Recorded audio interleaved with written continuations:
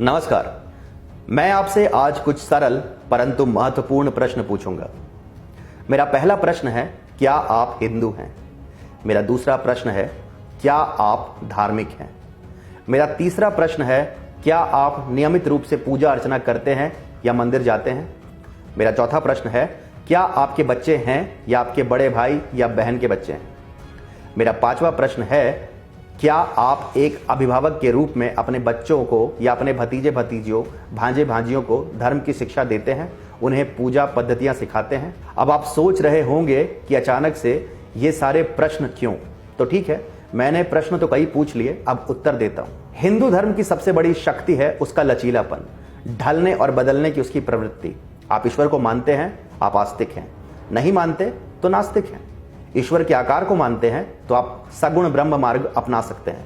ऐसा मानते हैं कि ईश्वर निराकार और सर्वव्यापी हैं तो आप निर्गुण ब्रह्म अपना सकते हैं। शिव को श्रेष्ठ मानते हैं तो शैव मार्ग है, विष्णु को श्रेष्ठ मानते हैं तो वैष्णव मार्ग है, शक्ति को श्रेष्ठ मानते हैं तो शाक्त मार्ग है, सबको समान मानते हैं तो सबकी पूजा कर सकते हैं। अगर पद्धतियों और विचारों को समझना है तो वेद है, भावार्थ जानना है तो उपनिषद है, कथा रूप में समझना सरल है तो पुराण है, साहित्य चाहिए तो महाभारत और रामायण है, कर्म मार्ग में रुचि है तो गीता है, तीर्थ पर जाना है तो हर गली में मंदिर है, 4 धाम है, शक्तिपीठ है, ज्योतिर्लिंग है, और अगर नहीं जाना है तो घर पर एक छोटा सा पूजा घर ही आपका तीर्थ बन सकता है। पढ़ने के लिए मंत्र है, समझने के लिए सूत्र है और गाने के लिए भजन है। परंतु हिंदू धर्म का लचीलापन उसकी सबसे बड़ी शक्ति होने के साथ साथ ही उसकी सबसे बड़ी निर्बलता भी है। हमारा धर्म डूज और डोंट्स पर आधारित नहीं है। हमारी कोई एक पुस्तक नहीं है जिसमें लिखित आदेश सर्वमान्य हो। हमारा कोई एक सर्वव्यापी भगवान तक नहीं है जिनका कथन हमारा विधि विधान हो। सनातन का अर्थ है सदा से। हमारा धर्म मार्केटिंग या दूसरों को धर्मांतरित करने के लिए नहीं बनाया गया था, और इसी कारण आज के आधुनिक युग में हमारे सामने एक अनोखी चुनौती आकर खड़ी हो गई है, जिससे अभी नहीं निपटा गया तो परिणाम भयावह हो सकते हैं। मैं अभी 2 विषयों की बात करूंगा, पहला नया और दूसरा 1-2 वर्ष पुराना। कुछ दिनों पहले खबर आई कि झारखंड में एक चोर तबरेज अंसारी सरेआम पीट पीट कर मार डाला गया। फिर बात उठी कि उस भीड़ में कुछ लोगों ने उससे जय श्री राम का नारा लगाने को कहा। धीरे धीरे ये मीडिया में एक बहुत बड़ी खबर बन गई और इसे उग्र हिंदुत्व के परिणाम का नाम देकर खूब उछाला गया। टिकटॉक नाम का एक वीडियो शेयरिंग ऐप जिसमें अक्सर लोग नाचने गाने और डायलॉगबाजी के वीडियोस डालते हैं, उसमें फैजल शेख और हसनैन खान नाम के 2 टिकटॉक सेंसेशंस ने एक वीडियो डाला जहां सरेआम तबरेज अंसारी का प्रतिशोध लेने की बात की गई और साथ ही साथ आतंकवाद को भी सही ठहराया गया। इस वीडियो की चारों ओर घोर निंदा हुई, खास करके हिंदू समाज की ओर से, और इसके कारणवश ऐप कंपनी ने इनके अकाउंट्स डिलीट कर दिए। पर उसके बाद जो हुआ वो आप स्वयं ही देख लीजिए।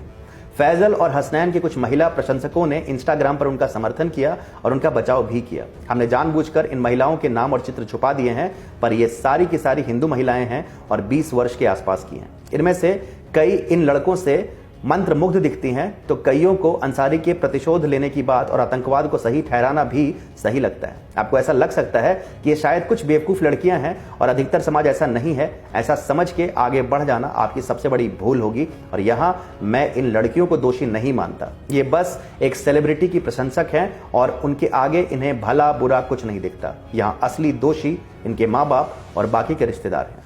अगर इनके माँ बाप ने इन्हें अपने धर्म से अवगत करवाया होता, हिंदू धर्म की शांति प्रियता और सहिष्णुता से अवगत कराया होता, तो इन्हें समझ में आता कि किसी को पसंद करना तो अलग बात होती है, परंतु उसके मुंह में एक ऐसी मानसिकता का समर्थन करना जिसका सबसे बड़ा शिकार भारत देश और हिंदू धर्म ही है, तो वे कदापि ऐसा नहीं करती। अब मैं आता हूं दूसरे उदाहरण पर। केरल का अखिला हदिया प्रकरण तो आपको याद ही होगा। अगर नहीं याद है तो मैं संक्षिप्त रूप से आपको वो कहानी बताता हूं। अखिला केरल के एक मध्यम वर्गीय परिवार में जन्मी एक साधारण लड़की थी। उसके पिताजी घोर वामपंथी थे और घर का माहौल मॉडर्न था। यहाँ मॉडर्न का तात्पर्य ईश्वर और उनकी आराधना, धर्म कर्म की बातें और पूजा पाठ से सर्वथा दूरी बनाए रखने से। मॉडर्न परिवार की अखिला ने कभी रामकृष्ण की कथाएं नहीं सुनी, कभी भजन के लिए नहीं बैठी, कभी आरती की थाल से आरती नहीं ली, कभी प्रसाद नहीं खाया और ना ही हिंदू धर्म के गूढ़ रहस्यों को जाना। फिर पढ़ाई के लिए उसे शहर से बाहर निकलना पड़ा, जहां मुस्लिम लड़कियां उसकी दोस्त बनी और बाद में रूममेट्स भी बनी।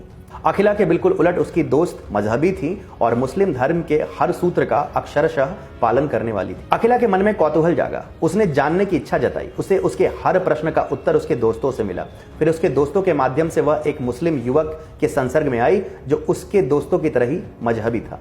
अखिला को प्रेम हुआ, फिर उसका धर्मांतरण हुआ, उसका नाम बदलकर हदिया हुआ और उसकी उस युवक के साथ शादी भी हुई। अब अखिला के घोर कम्युनिस्ट पिताजी हरकत में आए। पहले पुलिस के पास गए और फिर कोर्ट में। लव जिहाद का मामला उछला और कोर्ट ने ऐतिहासिक फैसला सुनाते हुए अखिला को उसके पिताजी के पास वापस भेज दिया। इस फैसले की चहु और घोर निंदा हुई क्योंकि अखिला व्यस्त थी। ऐसे में कोर्ट ने अखिला को उसके पिताजी के पास क्यों भेज दिया? मामला अभी भी विचाराधीन है, लेकिन अखिला के पिताजी का दावा कमजोर है। अब यहां किसकी गलती है? अखिला की, उसके दोस्तों की जो उसे दूसरे धर्म की ओर लेकर आई, उस युवक की जिसने उसका धर्मांतरण करवा के उससे शादी की, या उसके पिता की जो मामले को कोर्ट तक लेकर गए? उत्तर है उसके पिता की।